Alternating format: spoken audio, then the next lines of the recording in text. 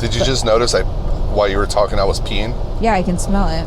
What? You can smell my piss? I can smell your urine. Oh my God, I apologize. I am sorry for that. Thank you you're being all professional. You kept it going. You're rolling. Oh yeah, and, I'm gonna just announce that you're peeing, but I guess you just did. You could have called me out. Could have done that.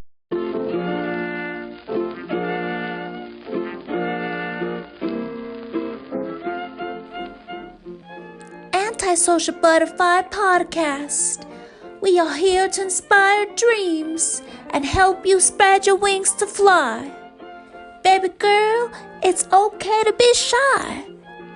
But now it's time to kiss fear goodbye. And we are back. And we are back.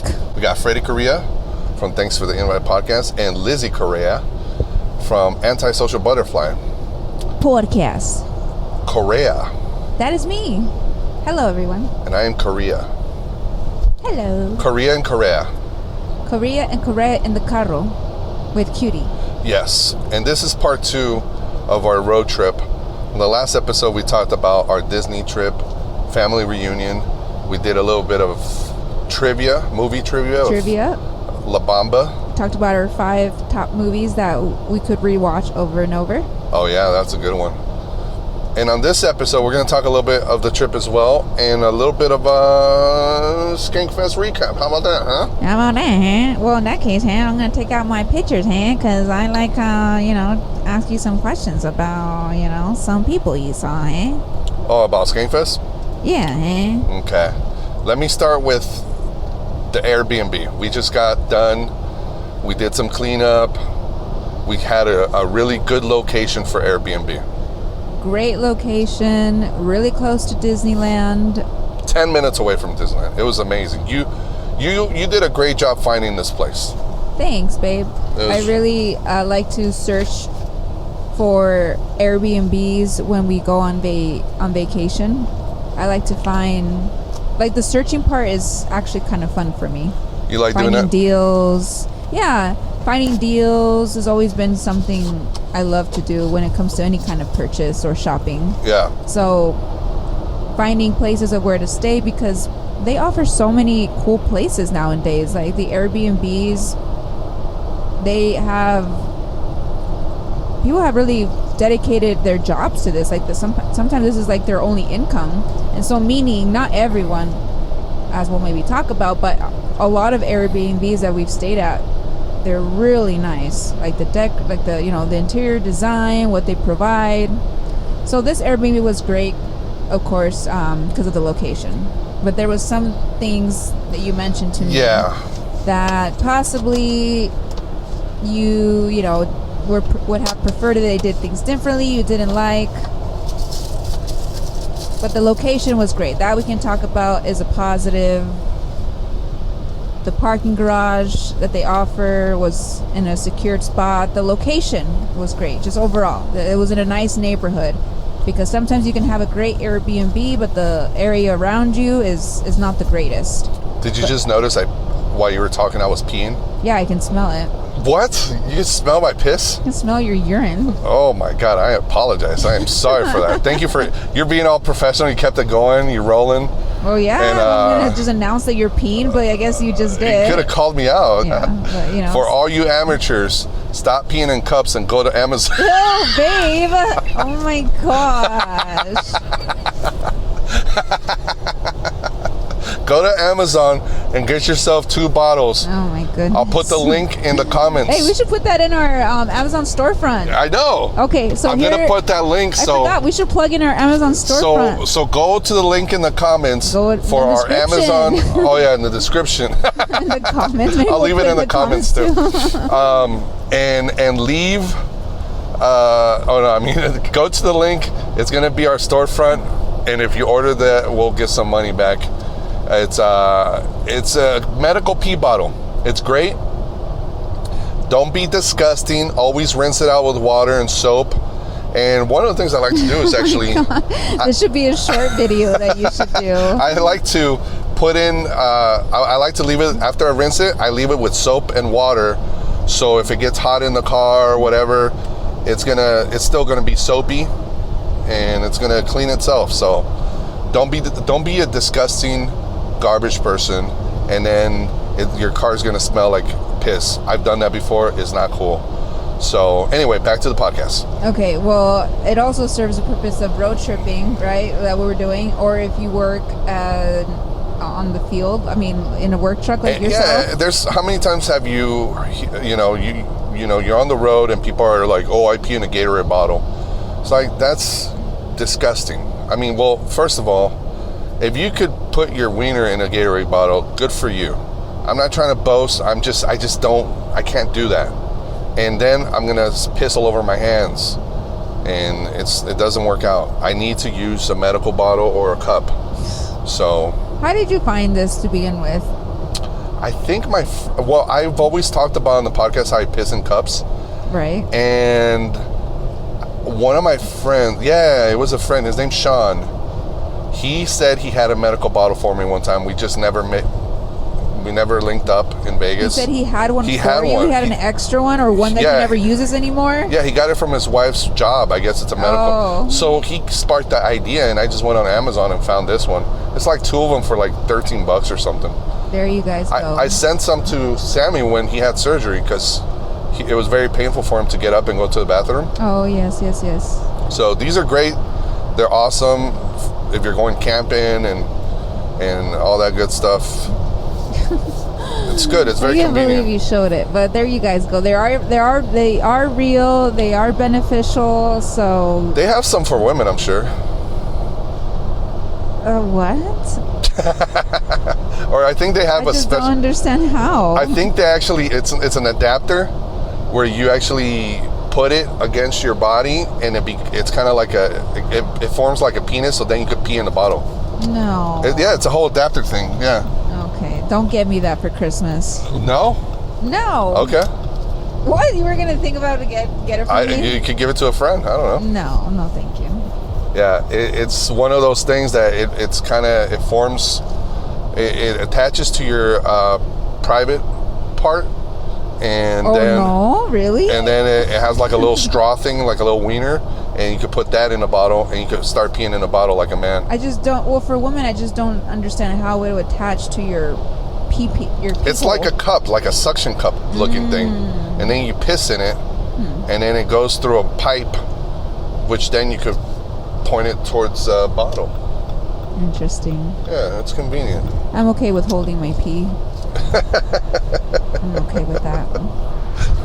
Or going to the bathroom in a gas station, or Mother Nature in the wilderness. That's one of the things that, like, I'm very, like, we don't choose what body parts we're going to come into the earth, regardless of what gender you feel you are, right? But you come into this world with the body parts you're given, right? And I'm very fortunate. I like having male organs because the convenience of peeing while I'm recording a podcast, driving 60, 70 miles an hour. Wow, look at you, multitasking. Safely, right. Driving, peeing, recording a podcast. Very safe. I'm hands-free. Yes. I'm doing a lapel microphone. Safety first. Safety first. Can you hear me good? Yes. Nice. But this Airbnb now, let's get down to business. Okay. This Airbnb was convenient. It was 6 minutes away from a outlet mall that used to be called The Block, very popular. They have great restaurants, Dave & Buster's, they have an AMC theater. It's a nice spot. The location was great. A+. For location? Yes. I would say cleanliness, yeah. It was pretty clean. Cleanliness, yeah, I would say. However, here's what I kind of told you or alluded to. It didn't seem like, how sometimes an Airbnb, it could be one person that takes care of their Airbnb and they pimp the hell out of it. They make sure that everything's in there. Kind of like, I'll give you an example. Like when you get into an Uber and they give you mints.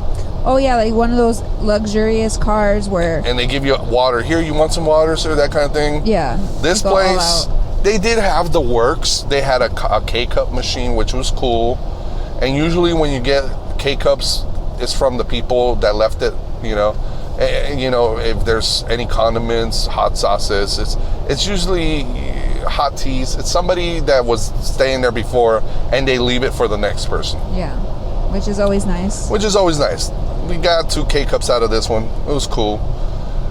But as far as the things that what would you call that person? The provider? The host? The host. As far as the things that they provided, it was like 2 rolls of toilet paper, 1 roll, half roll of paper towels. There was like, I get it, Airbnb, the whole point is that you're gonna buy certain things. You have your own kitchen to cook, but at least you gotta have the basics, like soap, detergent, right? Right, yeah. Just like a hotel, what they would provide. They provide the basics. The basics, yeah.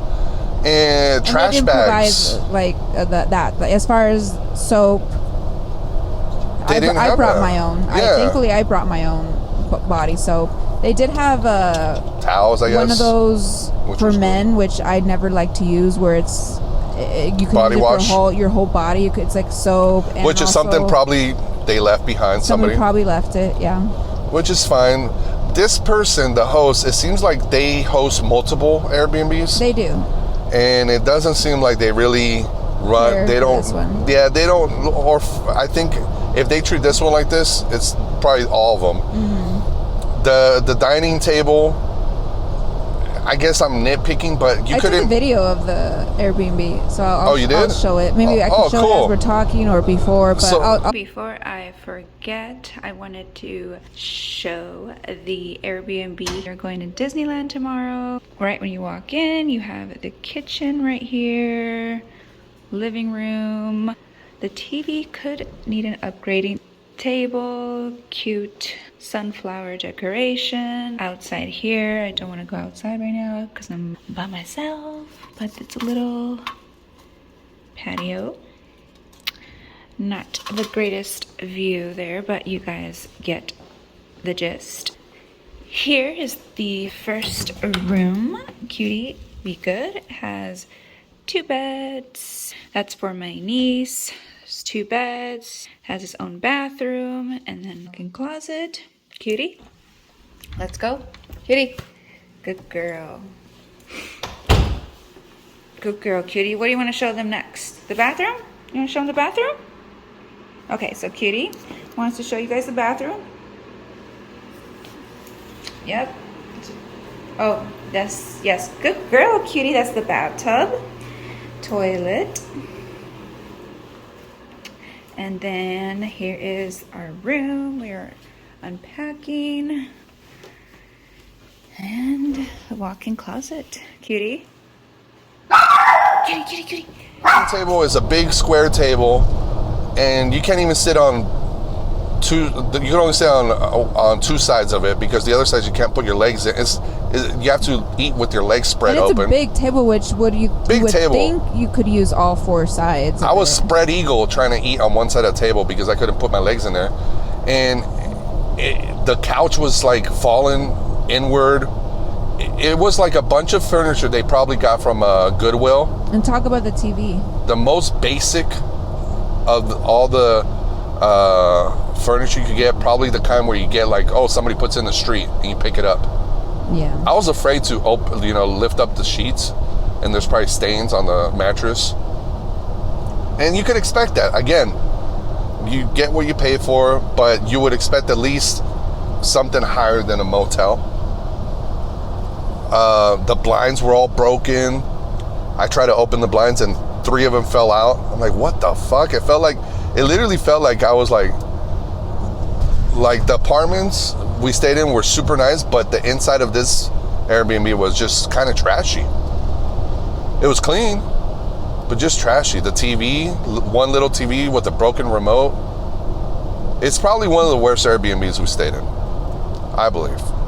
When it comes to those things, and when you compare it to where we've stayed before and what amenities they provided, yes, if this was our first Airbnb experience, I could leave I could imagine us saying, "Oh yeah, it was all right." Yeah. But because we've experienced what it is to have excellent like accommodations and amenities, the and 2 Airbnbs and all we of stayed that. in Mexico City were freaking amazing. Yes. And if you're ever hosting or want to host your own Airbnb, can I just say, save some money and invest in putting TVs in every room. At least 2 TVs or something. At least 1 TV in 1 room. Come on now. Be considerate that, like, if, like, for example, we went with your family, which was great, but then we want to watch something else in the bedroom, we can, because we're watching cartoons, right? You know, yeah, and we're listening to Baby Shark. Oh my gosh, that's so cute, my little niece. Baby shark, shark, shark, shark, shark, shark, shark, baby shark, shark, shark. And it's like, don't put us through that. You know, be the host and be considerate that there's people that, if you're saying your household could be for 5 people or 6 people, give us another TV. Right, yeah, the TV, just 1 TV for all of that, that doesn't make sense. And all we use it for is YouTube anyway. Right, yeah. So great internet. Thank you for the internet. There was a lot of goods for it. I guess I'm just nitpicking all the other stuff, but it was kind of like pretty low when it came to the furniture. It was like really bad. Right. Uncomfortable. Sit on the couch. I would agree with you there. This place that we found, because of the time that we had to book it, we had limited options to choose. Yeah. With what we wanted to pay for it. Also, so we were. I'm serious. We only had probably like 2 to 3 options. Yeah, to choose from. That's what it comes down to. Unless we wanted to go further away, I think it was just a matter of when we booked it. Yeah, that's what happens. Because the short notice. We just planned it in a month before. Remember? Right. It was like 3 or 4 weeks before. We started planning it, but the Airbnb itself, I think we got it like within 3 weeks or something. Right. No, I'm just saying, like, I think we would have had more options. Right. Yeah. If we would have maybe booked it in more in advance, August or September. Yeah. Yeah, you're right. And I think that is a huge factor, because again, it was very convenient, but yeah, this Airbnb, it was probably one of the worst we've stayed in before. But it was doable. It was cool. At least we had, they provided pans. We provided the pans. Stuff to cook. Yeah, stuff to cook. Yeah. And like I said, I felt safe there, so I guess. Yeah. It was safe. All of that aside. Yeah, the parking, they made it. Okay, let's give some of the pluses. Well, I already gave that in the beginning, but well, there's more though. I mean, the way they made it easy to navigate with a YouTube video, they send you a link. That's pretty cool. Yeah, they send you a video because it could be confusing to figure out where you're gonna park, where you're gonna stay. And they did a walkthrough video, which was great. That's cool. I just think they really need to focus a little bit more on some of the details. Like, one of the walk-in closets it was like their storage. They had a bunch of crap in there. Yeah, they had like a mattress that they're not even using. They had a monitor. They just had a bunch of crap in there. It was like, what the hell? So it was cool. It almost reminded me of like a hostel. If you were to stay with a bunch of friends, I'm exaggerating, of course, but like if you were just a bunch of dudes hanging out, I think this would be great. But you're with women, people trying to be a little bit more comfortable, it's not the best. Yeah, and I would always, of course, always do your research. This is one, honestly, because of the limited options we had, I would have booked a different one, to be honest with you. Yeah. But this was really the best option we could have. So always do your research, whether you're booking it through Airbnb or Vrbo. Look at the reviews, read it. When I read it, it didn't seem like too bad, other than, there was no other. It just all read, good and positive. So I went with that, but you never know what you're going to get. Yeah. This one seems like those Airbnbs where they give Airbnbs a bad name, where they'll rent, and then the people that live there hate it because the people they rent it to, they cause, too much noise, or who knows? I mean, broken blinds. Why is there so many broken blinds? It's like people were partying in there like crazy. It's crazy because they are really strict on the partying thing on their thing. So I don't know. Remember the Airbnb we did in Houston? They told you after 10 p.m. you got to keep it down. They even had these little sensors that if you make too much noise. They had sensors? Yeah, they had sensors outside as well. Like you weren't allowed in the pool area after 10 p.m. or something. Yeah, there was a bunch of strict rules, which was cool. I don't remember the sensor noises. Yeah, there was some outside. There were these sensors, and they had a camera also on the balcony. Yeah, they probably had cameras inside. Who knows? You never know. But there's Airbnbs where they provide you with information on what to do in the city too. So you really feel welcome. You feel like a place, like in Mexico City, they give you information on the subway system, and in New York City, the same thing. Yeah, like where to eat, like a suggestion, where to go, where to eat. Yeah. What's around the area. But anyway, I don't want to linger on this too much, but it was fun. It was still good. Again, it was convenient. I remember the first night I drove to Target to go get some stuff. And on the way there, I discovered an Indian restaurant we ended up trying it out. It was amazing. Really good Indian food. I went in there and I just wanted to get a menu. And they're like, do you want to try some? I'm like, oh, it was like an express place, kind of. They give you a sample of both, right? They let me try it. They told me to try more, and I'm like, oh, these are good. I tried chicken tikka masala, and then this blackened chicken. I've never tried that one before. That place was so good. And then another spot called Angelos. The burger. Burgers, yeah, those fries. The fries, the onion rings, had a steak sandwich. There were some good spots. When we go out traveling, we always want to try what they have in their city. Yeah, what do the locals eat there? We have some friends that they're, no offense, but they'll be like, oh, let's hit up McDonald's, let's hit up Carl's Jr. And no, you want to try the stuff that you don't have in your city. Right? I do. You always want to try something that is not something you could just get around the corner from your house. But do you think that's because we're foodies and some people, they don't care and they rather, for convenience sake, don't want to even like spend that time? Well, if they don't care, they would just try whatever then. I think here's what it comes down to. Yeah, it might be for convenience. You're right on that. And it's not that they don't care. It's more like they're afraid of trying something new or doing the research, and they're very basic. They're like, let's just stick with something very basic. Or maybe they're very picky and they don't want to try something new. Yeah, exactly. Yeah, that could be it. So that could ruin the trip for them because they didn't. For some people, they eat something having that they a bad don't meal like. could ruin the whole trip. I don't think so. Well, how about if it's something that people are sensitive about? Yeah, like maybe they don't want to try certain places because. Okay, but like. Now we're like secluding specifically to like a group of people. Like when we went to Mexico City, our friend was like, well, let's get some Carl's Jr. I'm like, no, we're in Mexico City. We're going to get something from Mexico City. Right? Right. We want to try something different. You could do your research. Again, just like on the last episode, we talked about all the research you did for Disneyland, and it made it so much easier. All it takes is going on Yelp and finding some places around you and be like, oh, let's try this place. Oh, let's try that place. Check out the reviews.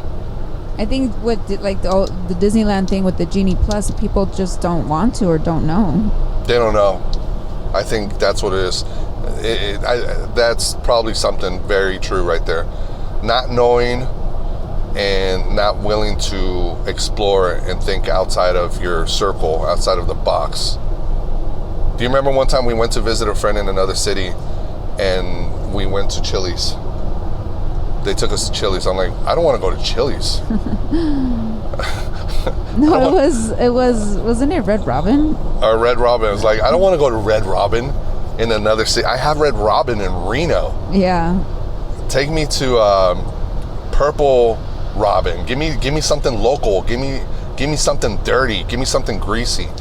Well, I guess when we talk about like doing activities or excursions, our excursion for us is trying different foods from different places. But it doesn't take a lot of effort. Maybe for some, maybe I want to have a bad experience. Maybe I want to talk about it on a podcast and have a bad experience, so I can have some content.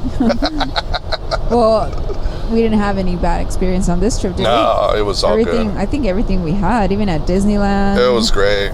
The restaurants that we tried this really good taco place that was recommended. Our friend Lissy. Oh yeah, Tacos El Cholo.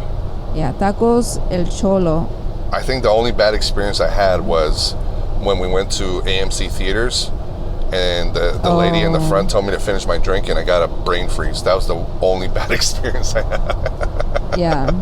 That's such a good trip that we had, is that, you know, we did our tradition to go, speaking of being basic, we love to go watch a movie in another place. I know, like, people could say, who goes to the movies? We can go to the movies anywhere in your home city. Yeah, well, because here's the thing, though. Going to watch a movie, you could do it anywhere, right? But to experience a theater, I think, to me, to get to know a new movie theater, it's always an adventure for me, because it's not the same as a Red Robin is a duplicate of another Red Robin. If you go to another theater, you're going to see different things, there's history behind it. I don't know. I'm such a big fan of theaters. Yeah, we're just movie nerds. We love movies, we love theaters, and I like the adventure of sneaking in alcohol into places. So like this place, we went to this movie theater, we went to watch the movie The Menu. Oh, the menu. Oh yeah, we'll definitely talk about that. But I went and bought a beer up front, because then I like to refill the same cup with the beer I snuck in. Yeah, which is smart. There's a hack there for you guys. Yeah, and you're trying to support them too. You don't want to just be unless you don't have money and you just want to drink out of a can. And then they catch you. That might be a way to get caught. So. Well, yeah, your way how you do it is smart, because you're supporting, like you said, and then with your drink that you brought from home, you just put it in there so they don't question you. Yeah, they won't question you. They're not checking your bags, really.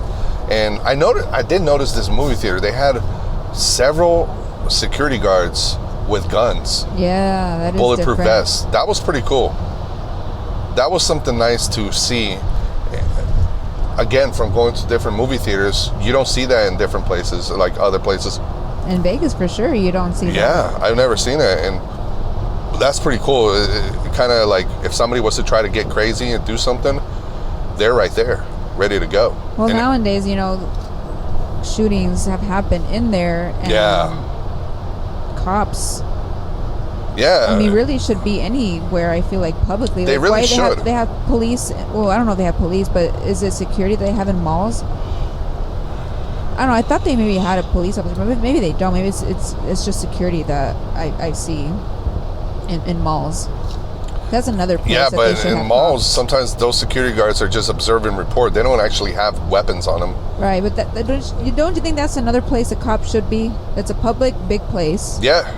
And well, in Vegas, there's a security, there's a cop security with a gun in every city bus. Did you know that? Oh, city bus? There's a driver, and then there's a cop security on the bus, because Vegas they've gone crazy.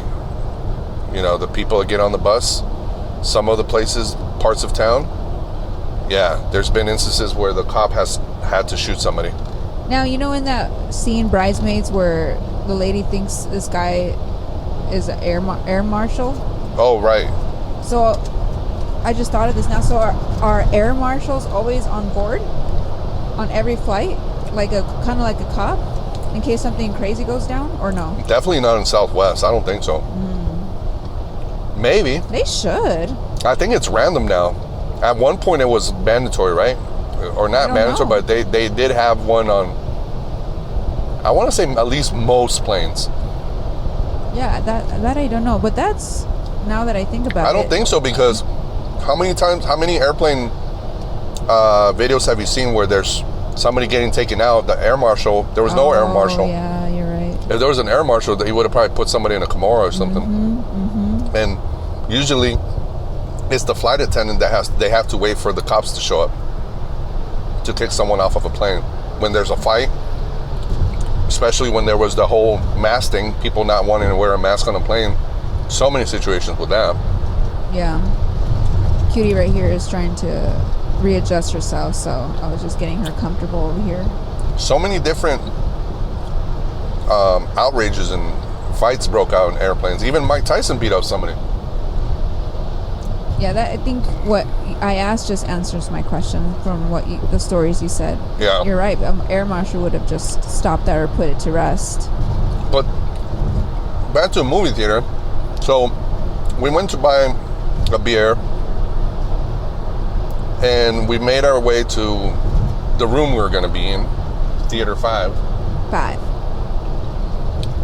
Right when we sat down, I noticed these two ladies, probably in their 50s or 60s, older ladies,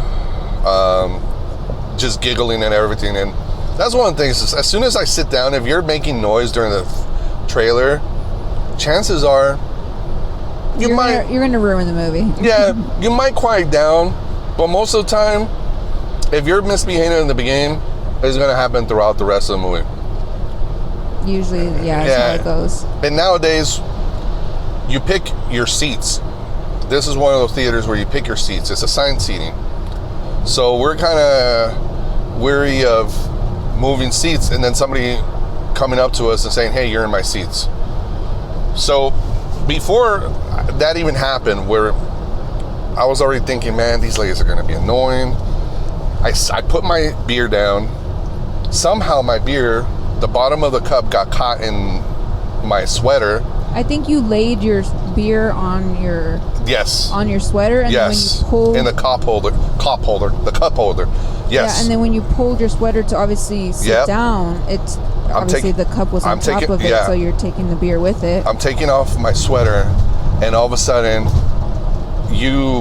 I didn't even notice. You're like, damn. All of a sudden, I feel a rush of cold hitting my ass. Like wet cold. I'm like, I'm like, what is this? I'm like, babe. My whole beer, it just spilled everywhere. I mean, imagine my seat was wet. Your seat was soaking probably. I couldn't sit back down. Yours was where it hit first. I could not sit back down. Yeah.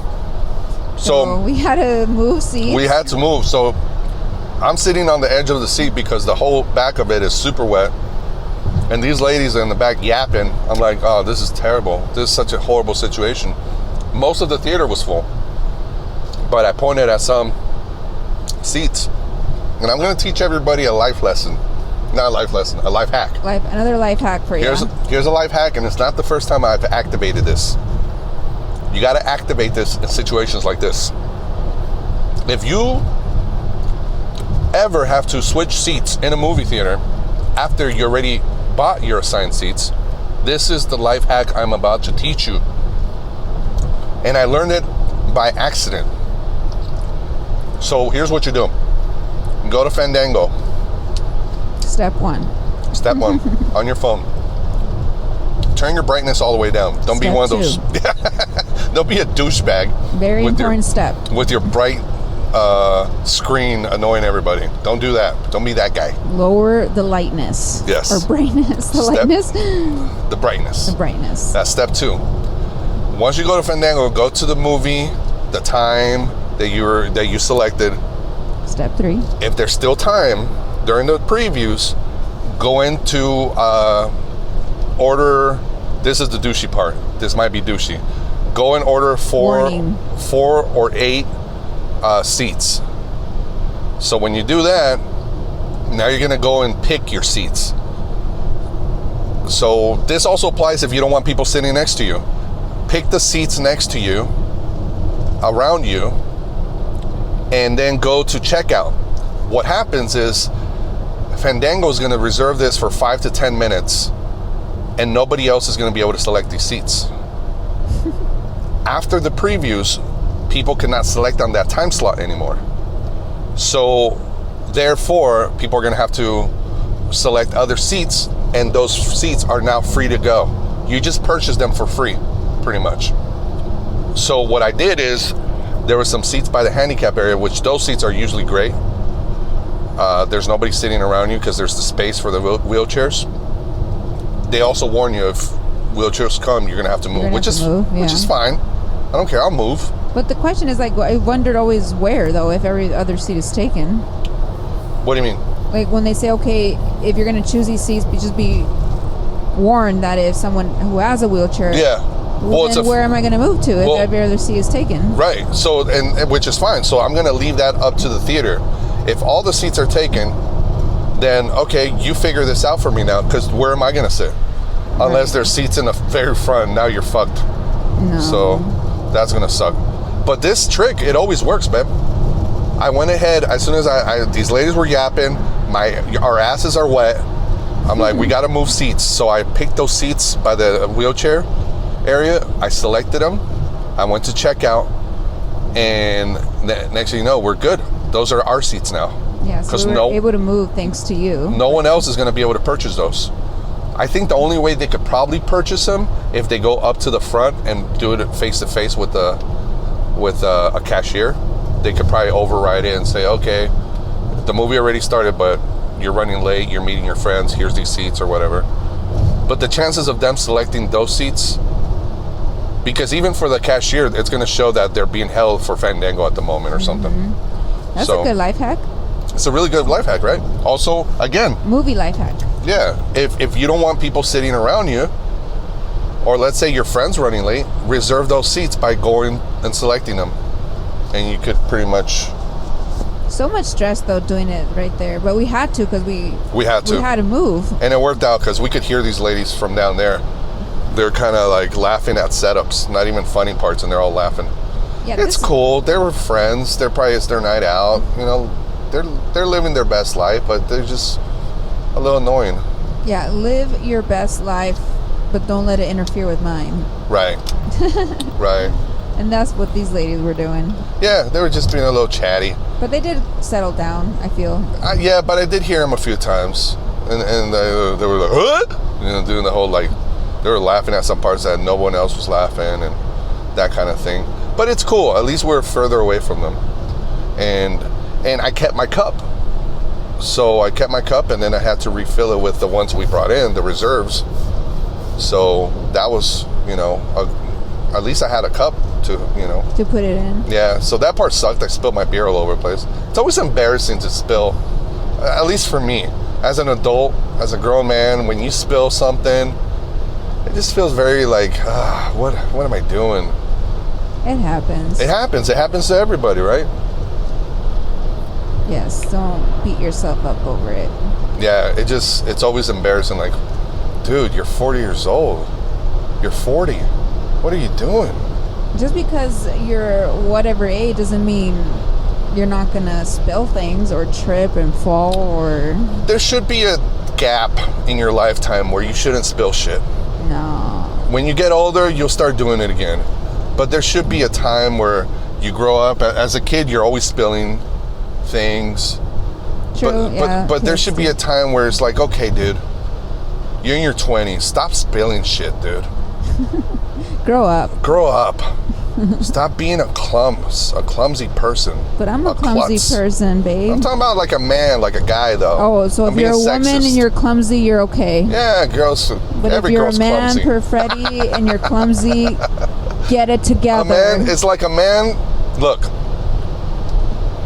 there's things that a man should do, and I'm being sexist. I'm sorry. But if you're driving with your girl, and let's say you go to get gas, guess who needs to fill up the gas? The man. If you let your girl fill up the gas and you just stay in the car, there's something wrong with you, dude. All right? Oh, baby, I'm not telling. I'm not telling you to open the door for your girl every time. Don't get him used to that. That's going over. You know, don't go and walk around and open the door for your girl, especially if you're dating, because now she's gonna expect it all the time. However, when it comes to filling up the gas tank, always do it yourself. Don't let your woman fill the gas tank. What if it's her car, though? You get up and you fill it up. You should. I don't know. I think So that's one thing. The second thing is, as a man, you shouldn't be spilling shit. Between the ages of 18 and 50. You shouldn't? No, you shouldn't. Well, then you're not there yet, so you can then. No, I've done it. I'm just saying you really shouldn't, though. Yeah, but you said after 50. No, I know. Oh, So in between that age. Yeah, between that age, you should. 18 and what? 50? 18 and 50. You shouldn't be spilling. Yes, unless there's a If you're a disability. man. If you're a man, That's if you the spill, asterisk. if you're at a restaurant and you spill your drink with friends, that's you should really like. And it's happened to me. I'm just saying you should. If you feel bad, if you feel like if you feel very small at the moment, and you feel like a child at the moment, you should, because that's what you are at the moment. Wow. You fucking idiot. Don't be spilling shit. Anyway. That's another life hack. So that's how I felt. I felt like a child when I spilled my beer. It's okay. Maybe it's a trauma thing. I don't know. Maybe it's something in my, like as a kid, you know, getting yelled at when you spill your milk. You know how the saying, don't cry over spilled milk? Yeah. Well, there you go. Don't cry over spilled milk. Don't cry over spilled beer. Or spilled beer. That's the name of the episode. Don't cry over spilled beer. Yeah. And we did not cry. We just moved our asses to new seats and we watched the movie, which... My beer was hot though, the reserves. Oh, because they were hot. Oh. They were not cold. So I got back up and I went to the concessions and I got us some snacks and I got those little cups they give you for free for water, and I brought ice and I put that shit in my beer. Oh, that's you're smart. I love ice in my beer. People don't know this.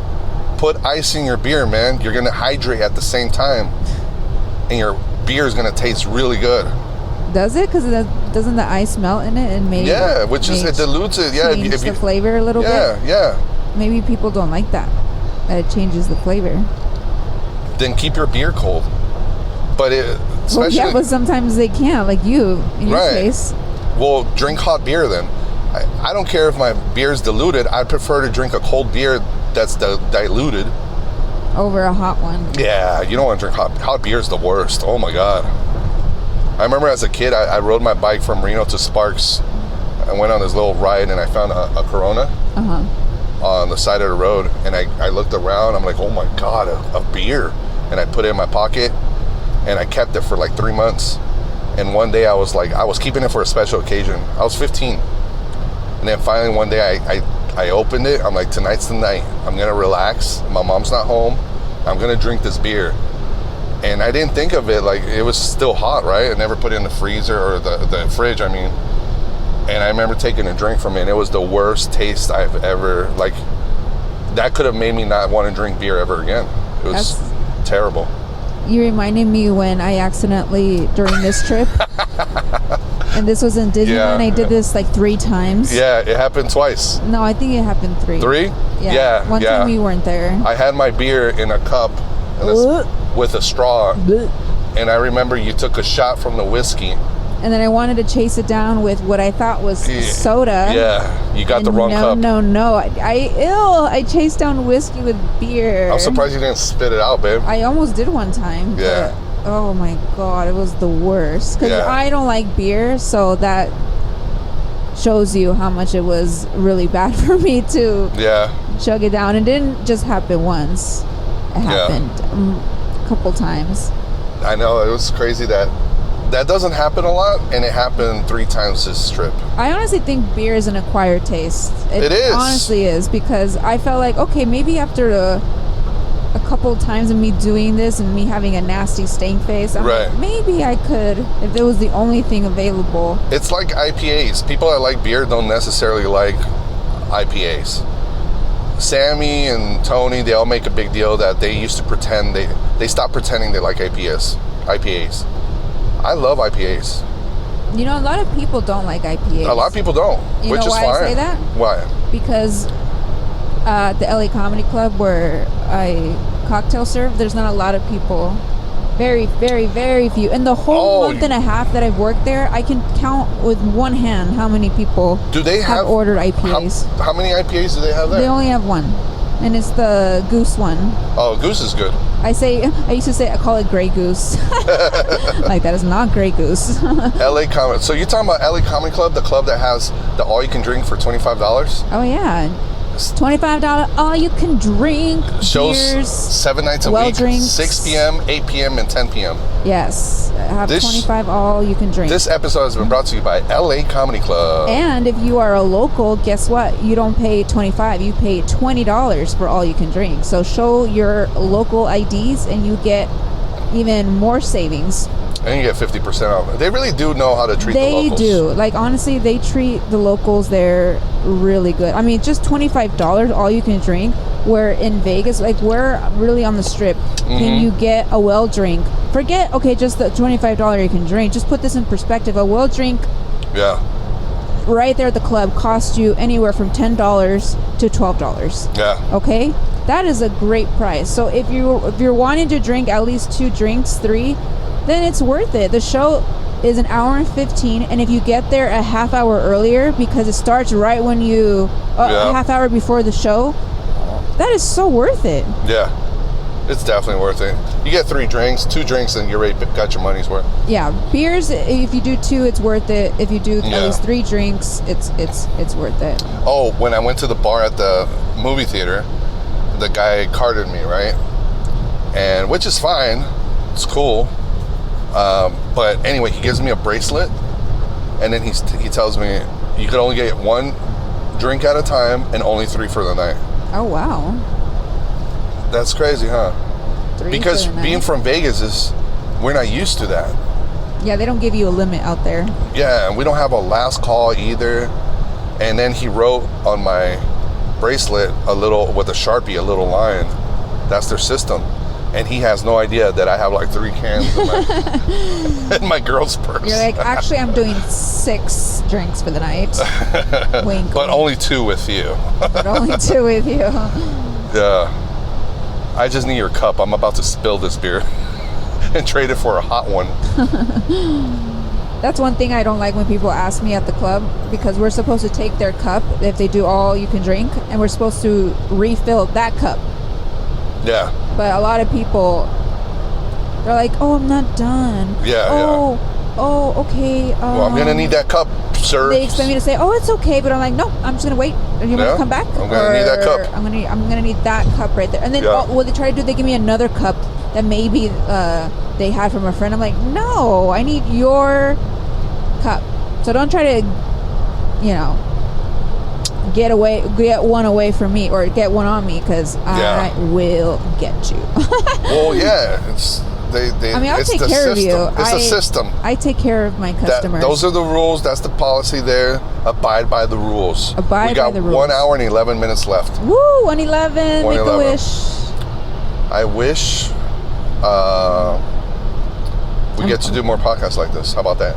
Oh, am I supposed to say the wish? No, huh? No.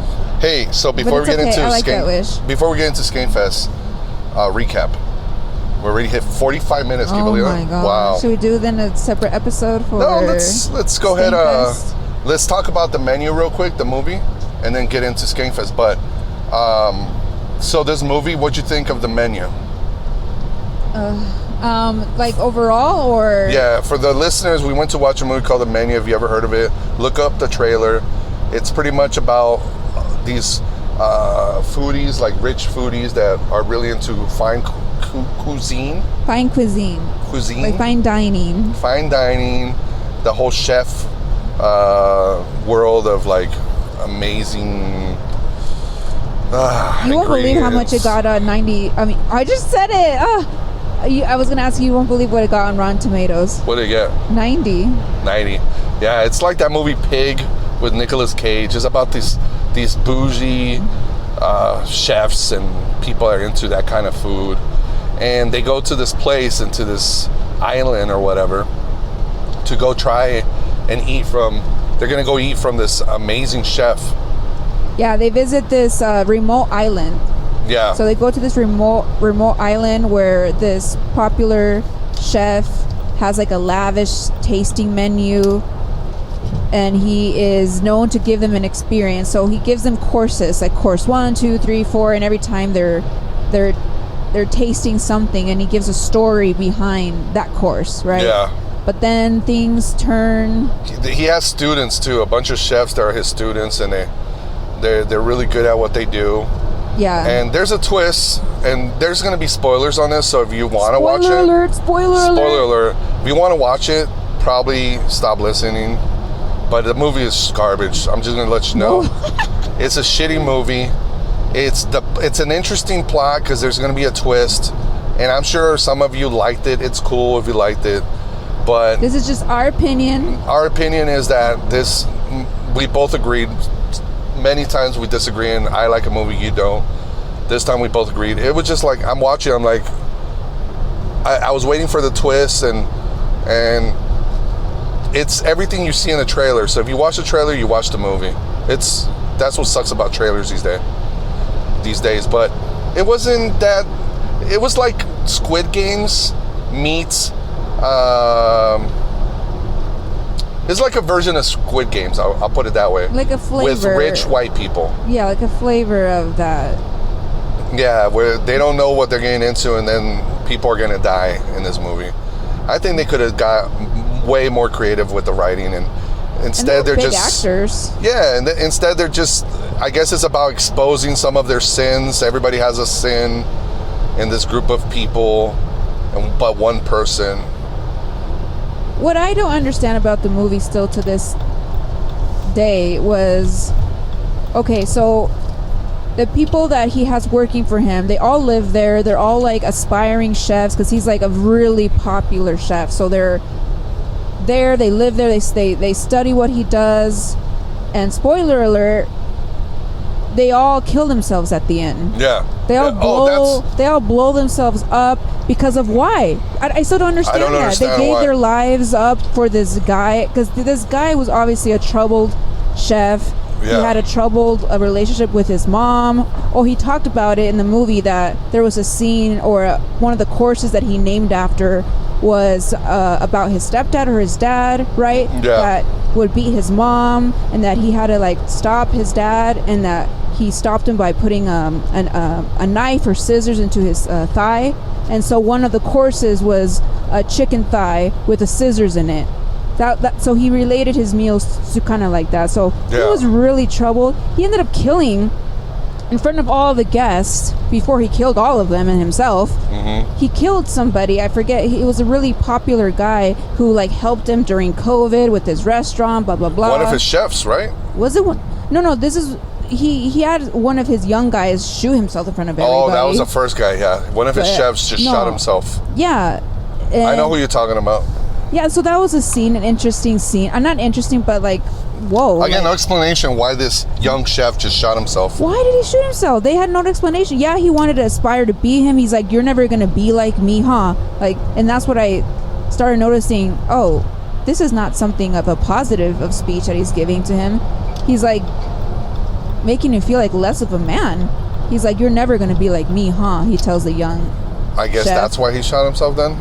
And then he shoots himself. He puts a gun in his mouth. It's pointless though. It's very. But why? They never explained it. They never explained it. I hate when movies don't explain. Well, I think this movie left a lot of stuff out with the explanations. When I said it's Squid Games meets, and I couldn't think of it, I know what now. What?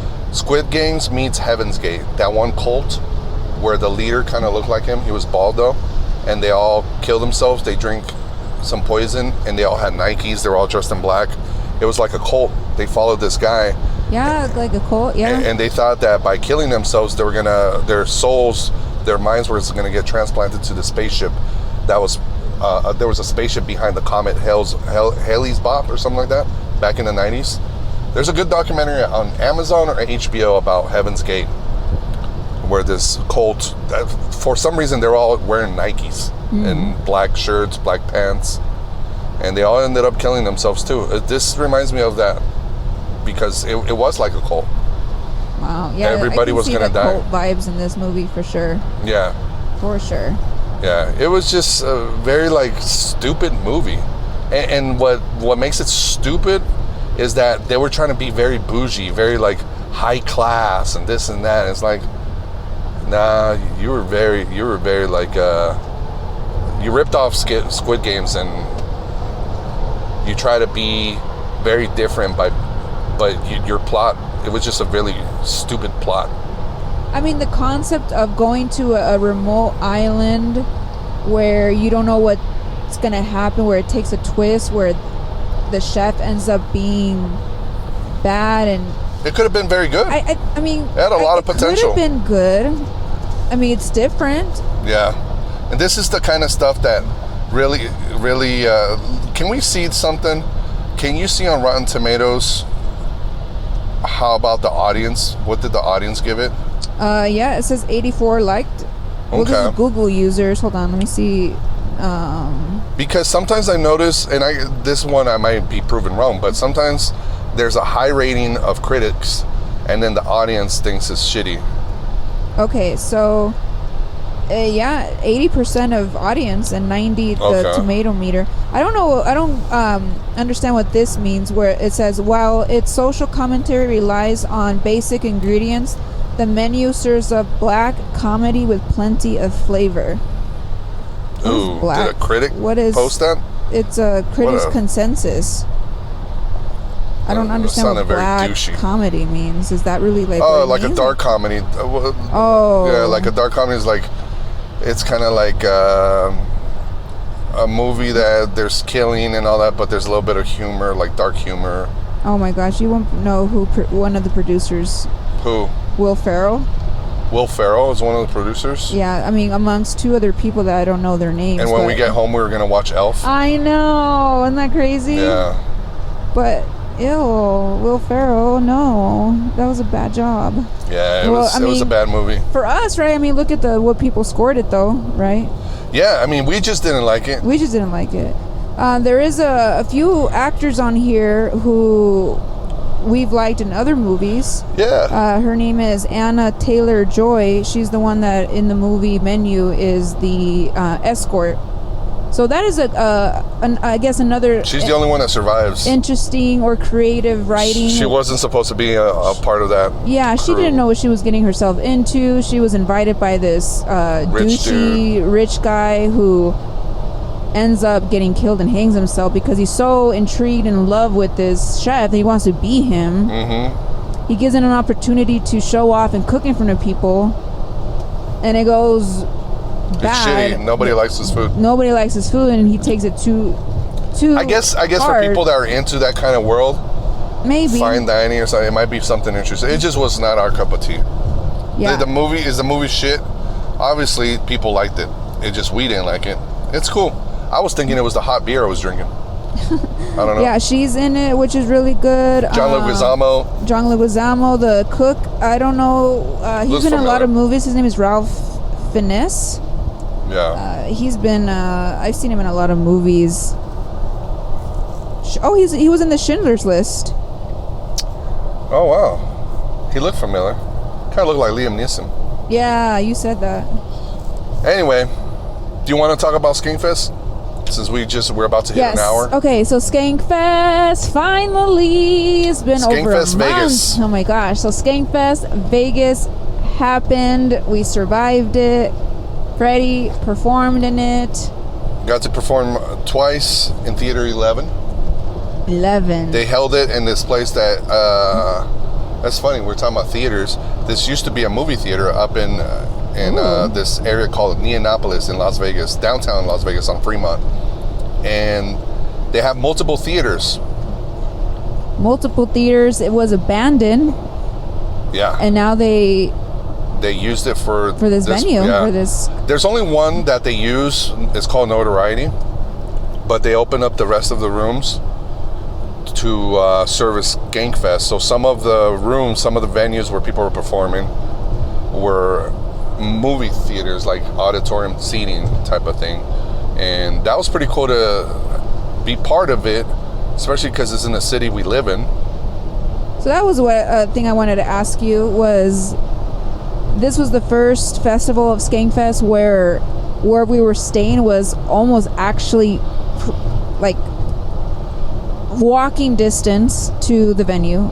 Yeah. All other venues, we've had to take transportation to the venue. So it was almost, for me, like Coachella, where we had a tent and we were only walking distance from the entertainment. We could go back to the tent. We can go back to the tent, get drinks. We could rest. Everything was on our own schedule versus being away from it and navigating around that. Yeah. How did you like that this time around? I think that aspect was the whole part of being so close to it. We stayed at the downtown Grand, and it was about a block away, and so convenient. And I think part of the reason I think is the best SKANKFEST yet is because of that. A lot of people talked about how close it was to their hotel, whether they stayed in a shitty hotel or in a nicer hotel. You could stay at Golden Nugget, at the D, at the Circa, and they're all walking distance.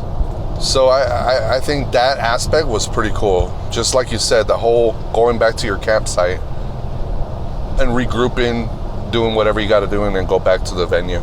Yeah, I really enjoyed that aspect as well, because it was just so convenient just to be so close, get ready, and then just walk there. Food. We got tired, we got back. The food, yes, everything was just right. Another thing there is that there's so much food around there. There was White Castle, Denny's, and those are the basic ones, right? But then you have the taste of Vegas, like stuff that you don't find anywhere else, like Dirt Dog.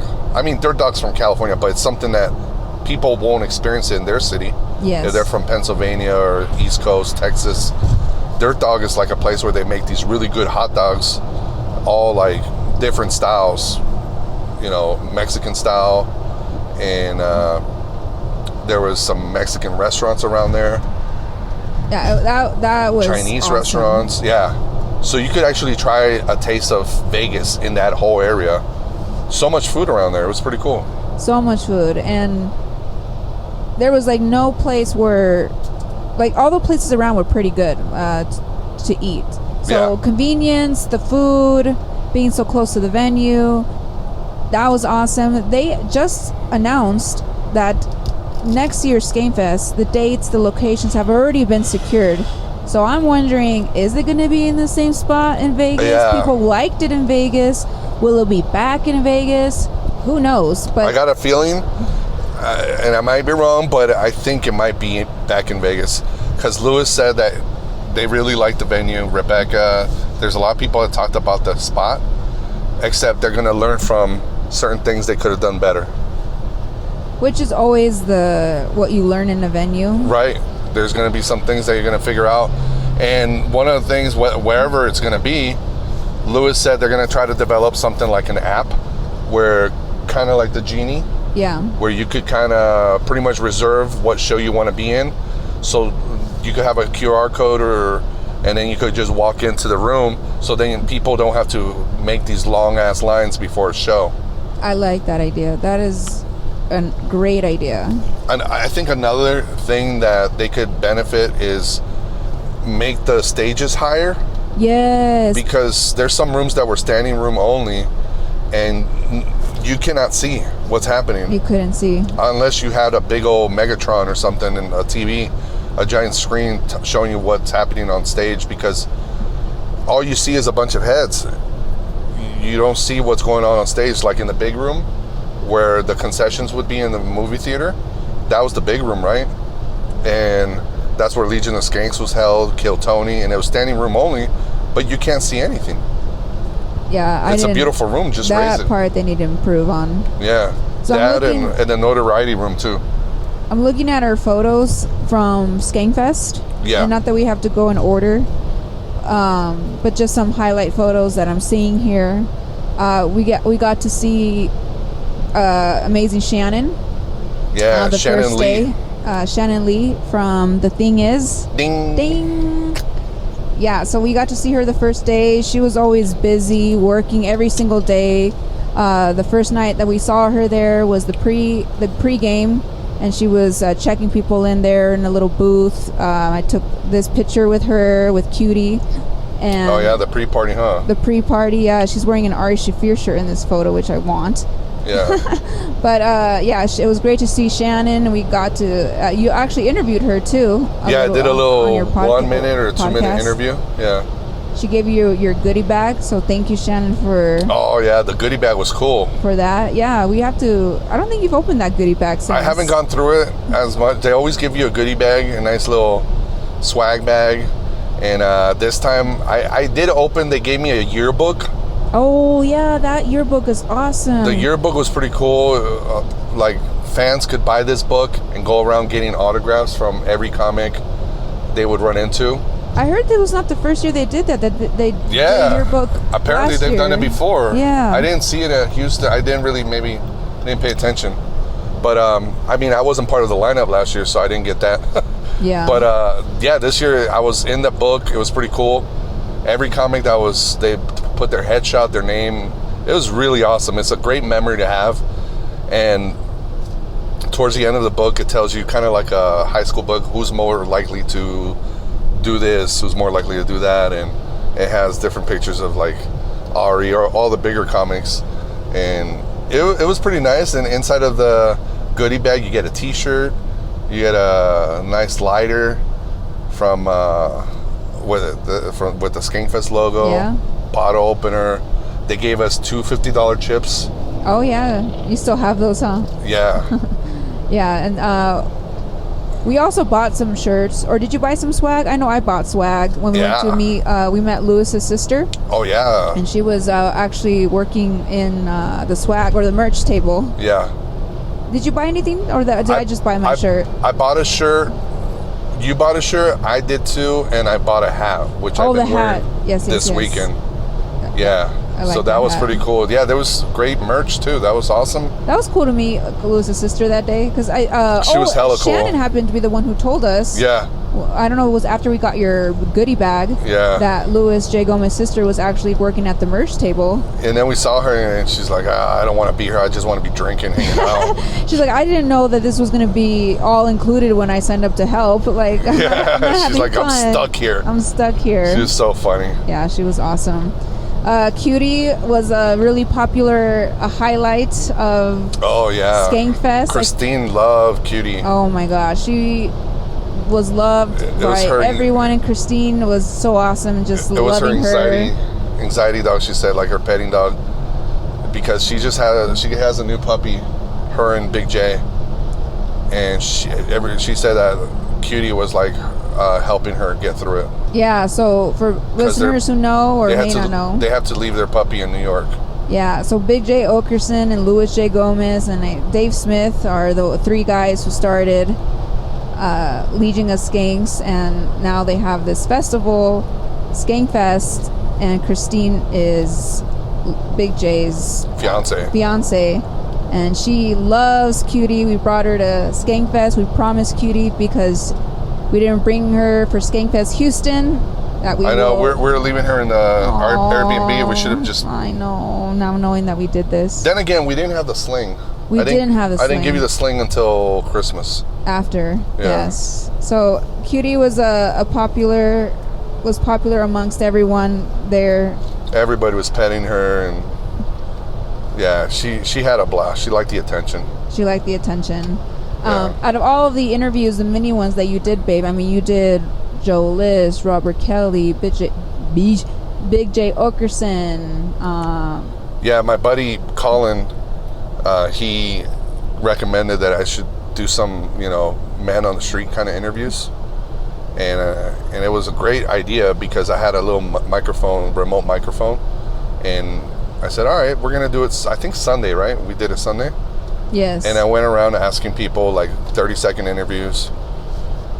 What did they like about SKANKFEST, and promoting something they had, whether it's a special or the podcast. And what were you saying out of all the interviews? What? Like, yeah, which out of one? all the interviews, which one was like the most hardest to approach?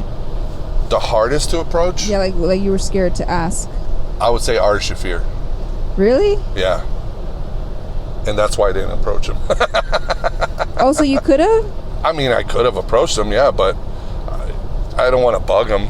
I don't know. But that's what they're there for. They expect for people to go up to them. I just thought you didn't have the opportunity to. Yeah, I guess. No, there was a few times where I saw him pass by. I'm like, oh, no, I'm not going to do it. Aww. But it's cool, though. But you got some great clips or great interview, should I say. I thought you were going to ask me which one's one of my favorites. I think let's do that. one of my favorites was Robert Kelly, because, you know, he was on his way to do something. I don't know what it was. And I asked him for 30 seconds, and I kept my word. And he was so cool. Like, even in the interview, he said, you know, SKANKFEST, these guys are like the most aggressive fans and this and that, but they're great. He's like, when people come up to me and want to take a picture, I'm like, yes, of course, whatever you want, I'll do it for you. See, you know, because that's how Ari would have been for you. Probably, yeah. But I've talked to Ari before, and he's great. He's a great dude. Just that I just didn't approach him. It was just me getting into my own head. But anyway, Robert Kelly was one of my favorites. I really liked that, and I got to promote, which I'm going to make it into one of those shorts. Yeah. In Instagram Reels. We're promoting his new special called Killbox on LouisCK.com. It's only, I think $10, I want to say. But it's a great special, very funny. And go support. Yeah, and it's just great. I love Bobby Kelly. He's one of my favorites. So that was definitely one of my highlights. And I kept my composure. Of course, I loved interviewing Joe List, but I was all over the place. I was like fanning out. No, I think you did great. And Thank you. And he also...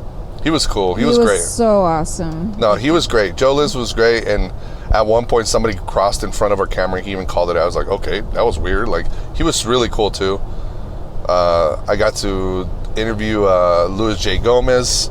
That was awesome. He was playful. He was making fun of our friends. Well, he was making fun of more you. Because I sent Sam to go ask him. Because he's like, why did you send your loser friends to ask me to be on your podcast? It's like, they wanted 30 seconds. If it was for you, I would have given you 5. Now I'm only giving you... Or he said, I would have given you 5 minutes. Now I'm only giving you 30 seconds.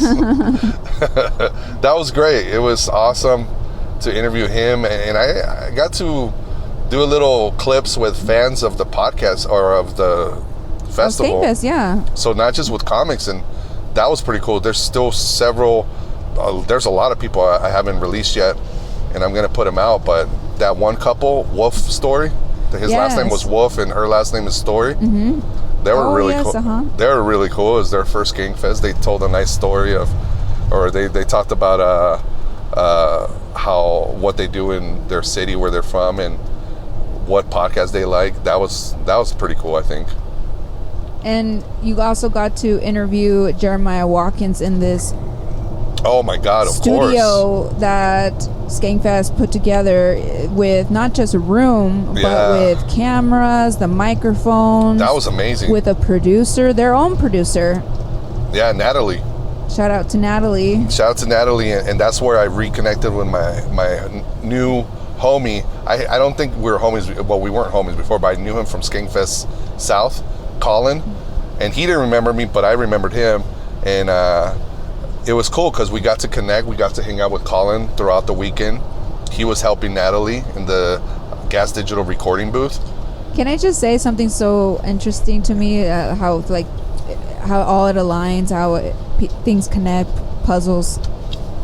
Like you find the puzzle. Mm-hmm. You had this experience with Colin. He doesn't remember you, but you remember him, right? He had left you some sort of impression. Like he did something for you. Right. Use the bathroom, whatever. Okay. I was gonna piss myself, and he let me get out of the roast battle, the naked roast battle, which they weren't allowing people back in. And he said, just drop my name, they'll let you back in. And they let me back in because I mentioned Colin. Yes. So fast forward, now we're in SKANKFEST Vegas. We're in this room.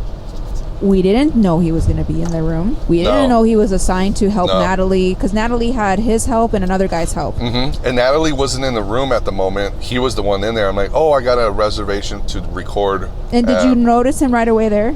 Not right away. I he introduced himself, and then we're just talking, showing me where we're going to record. He's like, Natalie will be here soon. I just texted her that you're here already. Mm-hmm. And we're just talking, we're chatting.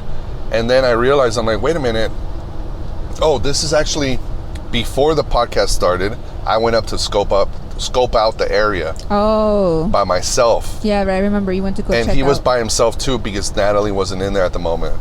So that wasn't until later he texted her. But as we're talking, I'm like, hey, you were at SKANKFEST South, right? Like, as we're talking, it hit me. I'm like, I hate you. I remember you. And I told him, yeah. And he doesn't remember the situation because obviously he's dealing with a bunch of hundreds of people. Interactions, yeah. Yeah. You know, there was 1,000 people in SKANKFEST South. There was over 2,000 in SKANKFEST Vegas. So, yeah, my interaction was nothing. You know, it was just a little bleep of his world. But I remembered him, and it was cool because we got to connect. And he's such a great dude. But that's what I'm telling you. That's so crazy. Okay, so that happened. Bathroom save story from another festival. You see him again, not knowing you're gonna run into him. Yeah. So that's what I find. What are the odds that out of all the places he was volunteering, they put him to work with Natalie? Exactly. At that time, at your podcast, because maybe he could have been volunteering somewhere else, in another room, in a break. Exactly. Mm-hmm. Okay. So not just that. So during the podcast, when you finally record, you bring up the story of Colin, how you met. Yeah. And then you actually ask him to jump on. Yeah. And Colin could have said, like me, the shy person, instantly I would have said, no, I don't know any of your friends. Like, yeah. Just me, because how was I when you asked me to be on the podcast with you, with Sammy and Jeremiah? Well, first you were down because you thought it was just you, me, and Sammy. Right, but then Jeremiah when I mentioned became Jeremiah, the you didn't want to be. You're like, no, I don't know what to say. I'm like, who cares? Just jump in. Well, this is the example I'm trying to link is I didn't have an opportunity to hang out with Jeremiah or even have a conversation with him. You're very shy. That's why. So for me anti-social butterfly. You're an introvert. So for me to jump into a conversation on a podcast in front of, and this is the other ticker, guys. I am shy, but add this into the factor. If you're a shy person, you will understand. I'm in front of people. The producer Natalie, she's watching us the whole dang time of the podcast. I thought they were just gonna set up, call in her, the other guy that was helpful, and leave, and we were gonna be in our room, which still added to my anxiety. No, she has to do the switching the camera. No, I know, but monitoring the this audio. is me like, oh my god, like she's gonna be here now. Another person in the room that I don't know, that I'm not comfortable with, basically. So that was, as a shy person, again, only my shy people are gonna get it. Not that you weren't comfortable, you didn't know you were gonna be comfortable. In your head, you're telling yourself, I'm not gonna be comfortable. Well, true, because usually I'm not comfortable unless I've had a conversation with you, or we've, at least exchange a few words for me to be comfortable now to be in a room with you, and especially being recorded. Can you hear me chewing? I was chewing some Cheetos. I don't think so. Oh, good. So yeah, I was a little, no, I don't want to do it, but as you guys know, I did it. It's out there. And we did the episode, and what you were saying too about Colin, he could have said no, and he was a natural. He just jumped in and did it. Just like you. You're a natural too. Just that you were overthinking it. Mm-hmm. You're just a little overthinking it, but you're great. You're awesome on podcasts. You're a great podcaster. Oh, thank you, babe. But I get it. It's the nerves. It's getting to you. The anxiety. The fear of the unknown. Well, because I haven't had a conversation with Jeremiah. He doesn't know my personality. He doesn't know how I joke. So that's what podcasting is all about, though. You get to know somebody and you bond with them. Okay. Well, long story short, that was me going into the podcast, and so that's why I commended Colin, because him not knowing us, me and Sammy, just even a little bit of you, he's like, yeah, sure, let me just jump in. So I'm like, wow, that's really that's cool of him. It's amazing the connections that have come out of SKANKFEST, the people that we get to know, because everybody is like-minded. There's no fights. Everybody's cool. The girls are cool. There's more girls going to SKANKFEST now, which is awesome, because most of the time it was just the girls coming with their boyfriends.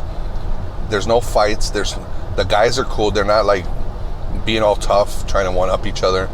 Everybody's just really cool. For the most part, right? For the most part, yes, everyone's of course, there's going to be, maybe in the future, who knows, altercation or something, but everybody's, even the guy, I snitched on this dude that was getting a little too handsy, a little too drunk with some dude, like he was pushing some guys around, and he was just being playful, but that kind of like buff jock guy energy. Yeah. Where I told somebody, I'm like, this guy's he's had too much to drink. And they went and they saw that he was just out of it. And he was really nice. He's like, okay, I'll go home. I'm gonna get some rest. Yeah. And he was cool. And like, it could have been, if it would have been like a rock concert or some other place, or it would have been like, no, fuck you. Who the fuck you think you're? And everybody, what I'm trying to say is everybody's in the same like-minded attitude. Everyone's very positive. There's no fights.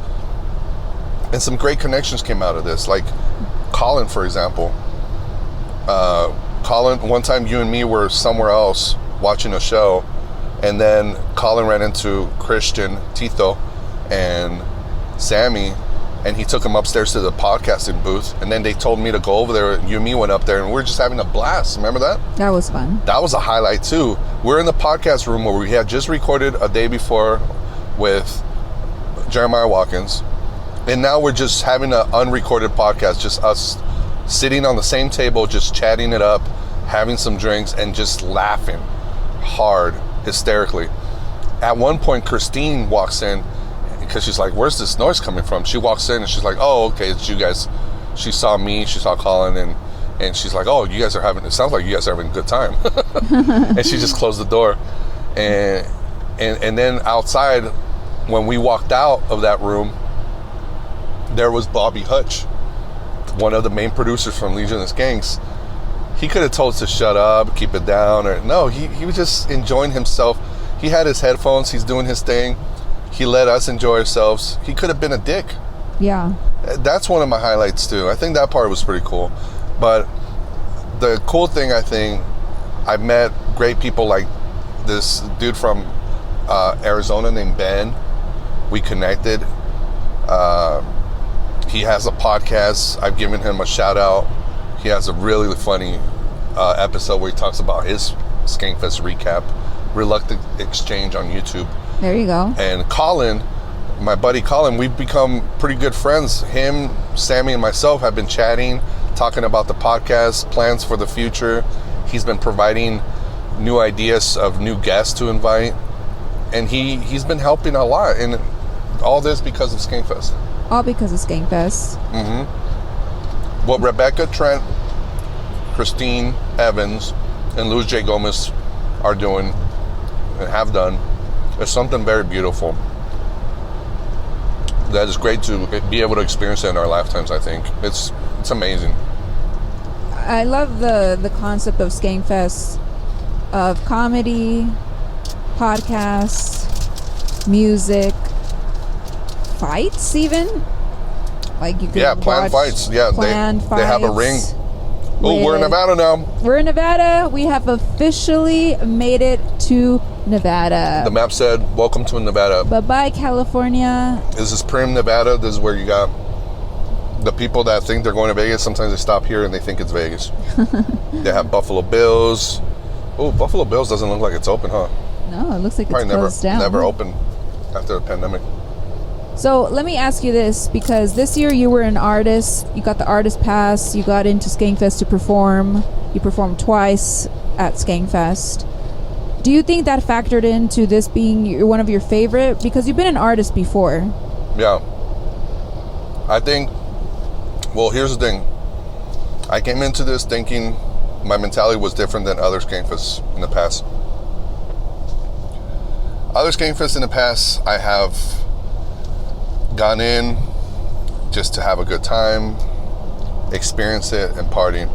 This time around, I wanted to network, and I told you this before, and I wanted to make more connections as opposed to just partying and enjoying it. And I did enjoy it a lot, but I was very, I would say, conscious of making sure I made these connections with certain people. You had a goal.